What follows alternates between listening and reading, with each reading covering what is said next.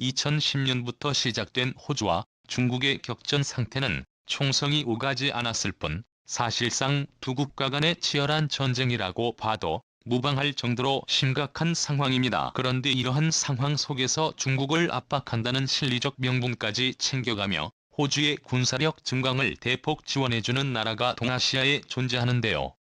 그건 바로 대한민국입니다. 최근 미국과 긴밀한 동맹을 맺고 핵잠수함까지 성사시킨 호주 총리의 말 한마디에 석탄 공급이 봉쇄된 중국은 이번 연도 GDP 경제 성장률의 10%가 순식간에 박살갔으며 중국의 북부 지역은 추위에 벌벌 떨며 겨울을 지내게 될 것인데요. 이러한 상황 속에서 에너지가 부족해 연쇄적인 정전까지 최악에 치달은 중국이 먼저 등을 굽히는 듯 보였지만 중국이 호주에 시행한 무역 규제는 전혀 해결되지 않았다는 게 새롭게 확인되었으며 호주 정부는 이에 질세라 미국과 더욱 협력하여 중국을 참교육하기 위해 끝까지 압박하기로 결심했죠. 경제적인 문제와 별개로 태평양 지역에서 군사적인 분쟁까지 더욱 격렬해졌는데요. 중국과 호주의 군사적 긴장 상황까지 높아지는 현재 미국에게 허락을 받은 핵잠수함과 더불어 한국산 무기를 잔뜩 구매하겠다는 호주 총리의 선언은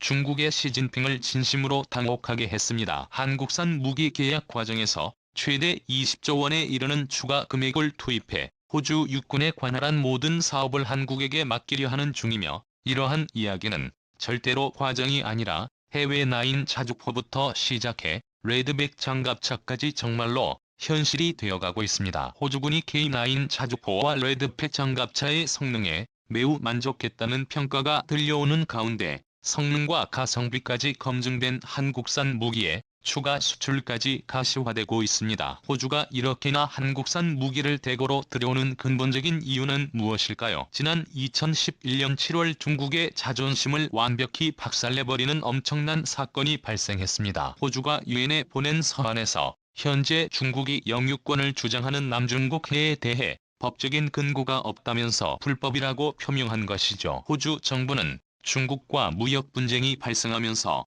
중국의 모든 주장을 확실히 거부하겠다는 거부 의사를 확실히 했으며 이에 대해 중국의 시진핑도 맞대응에 나섰습니다. 중국 대군력을 태평양 지역에 배치시키면서 긴장 수위가 한층 더 높아졌습니다. 그런데 중국이 호주와 팽팽한 자존심 싸움을 벌이는 동안 조용하게 최신형 무기를 판매한 국가가 있습니다. 바로 대한민국인데요. 한국은 중국을 조용히 압박함과 동시에 호주의 무기까지 판매의 윈윈 전략을 완벽하게 구사했습니다. 이러한 대한민국의 돌발적인 행동에 대해 중국의 시진핑은 아무 말도 하지 못하고 침묵했습니다. 우리나라의 국력이 얼마나 감격해졌는지 한 번에 체감이 가능한 순간이었죠. 호주 역시 중국군의 군사적 무력 행동에 맞서려면 더욱 강력한 무기가 필요하다는 것을 깨달았는데요. 과거 호주군은 중국군의 상륙을 가장 우려했습니다. 긴급 상황 발생 시 중국군이 상륙할 지역에 강력한 화력을 퍼부어올 만한 무기가 호주에게는 없었는데요. 그러나 호주 국방부의 현명한 판단으로 상황이 완전 달라졌습니다. 호주 국방부는 긴급 브리핑을 통해 한국산 캠리9 자주포를 대거 도입하기에 이르렀는데요. 성능에 만족한데 추가 도입까지 농후해졌습니다. 호주의 입장에서 중국이 해군력을 동원해 호주로 강제로 상륙하는 상황을 가정했을 때 가장 효율적으로 억제할 수 있는 무기로 K9 자주포를 선택한 것으로 알려졌으며 실제로 중국이 그럴 일은 없겠지만 만약 태안을 방어해주는 무기가 없다면 중국에게 여지를 남겨주는 상황입니다. 더구나 현재 중국과 호주의 관계를 생각했을 때 인도네시아와 필리핀, 베트남 등에게 해군력을 과시하는 중국이 호주에게도 그러지 말라는 법은 없으니까요. 어쨌든 K9 자주포는 현재 국내를 포함 전 세계에서 1700여 대가 운영 중인 대한민국의 대표적인 수출 무기로 2001년 터키를 시작으로 폴란드와 인도, 핀란드와 노르웨이, 에스토니아 등에 수출됐습니다. 전 세계 자주포 시장에서 독일의 PGA-2000을 제치고 가장 높은 점유율을 기록 중인 자주포 무기이기도 한데요. 이번 사업에서 호주는 무려 1조 원을 편성했는데 이제까지 K9 자주포의 6개 6개국 수출 총액은 1조 8천억 원입니다. 호주와의 단일 사업에서 역대 수출 총액의 절반 이상을 얻게 되는 것이죠. 뿐만 아니라 2020년 후반과 2030년 중반에 각각 자주포 업그레이드 사업까지 준비하고 있다고 하니 이번 수주로 향후 호주군의 한국산 무기를 추가적인 수출 가능성까지 확보해 두었습니다. 그런데 현재 호주가 추진 중인 또 다른 방위 사업에서 한국에게 간절한 기대를 거는 사업이 있습니다. 바로 호주의 장갑차 도입 사업. 이죠. 중국이 남중국 해를 잡아삼키려 하고 있고 중국 육군의 전력 증강을 목격한 호주는 오래전부터 장갑차 기계화 전력을 도입해 군사력을 강화하려고 생각했습니다. 현재 호주 육군은 미래 궤도형 장갑차 도입 사업을 추진하고 있는데요. 무려 400대의 장갑차를 도입하는 5조 원짜리 사업입니다만 실상 이 사업은 50조 원의 소대박 잠재력을 가진 사업이라고 봅니다. 왜냐하면 영국과 미국의 가장 가까운 우방인 호주가 선정한 장갑차는 미국의 50조 원짜리 브래들리 장갑차 교체 사업도 수주할 가능성이 유력하기 때문입니다. 사실 호주는 누군가 자국을 침공할 것이라는 두려움에 군사력 강화를 추진하는 건 굉장히 이례적인데요.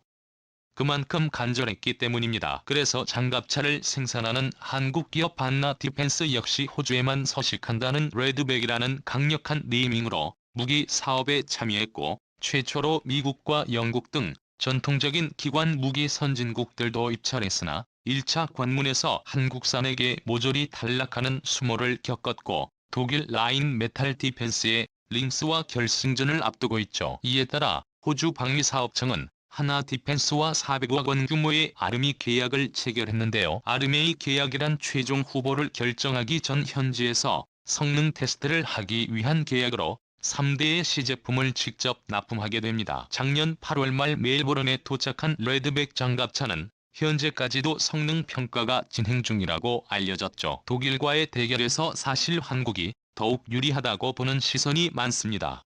성능과 가성비 때문이죠. 40톤의 강철 덩어리가 시속 65km를 낸다는 것은 쉬운 일이 아닙니다. 이 기술이 가능했던 것은 한국산 K9 자주포 덕분입니다. 47톤 무게로 시속 65km를 가능케 하는 1000마력짜리 기술을 그대로 레드에게 적용시켰는데 K9 자주포의 차체는 20년간 현장 운영을 통해 신뢰성이 검증됐습니다. 반면 독일의 링스는 최근에 개발되기 때문에 아직까지 현장에서의 운용을 통한 신뢰성이 확보되지 않은 치명적인 단점이 치명적이죠. 랜드백은 한국이 자체 기술로 개발한 K11 장갑차를 업그레이드시켜 승무원 3명 보병 8명이 탑승합니다. 특수 카메라로 전후방 360도를 모두 감시할 수 있고 장갑차의 성능을 좌우하는 장갑은 미사일 및 폭탄을 모두 막아낼 수 있죠. 여기에 이스라엘의 아이언 피스의 능동방어 시스템까지 적용시켰기 때문에 로켓 공격에도 가뿐히 견딜 수 있습니다. 레드백을 향하는 로켓이 감시되면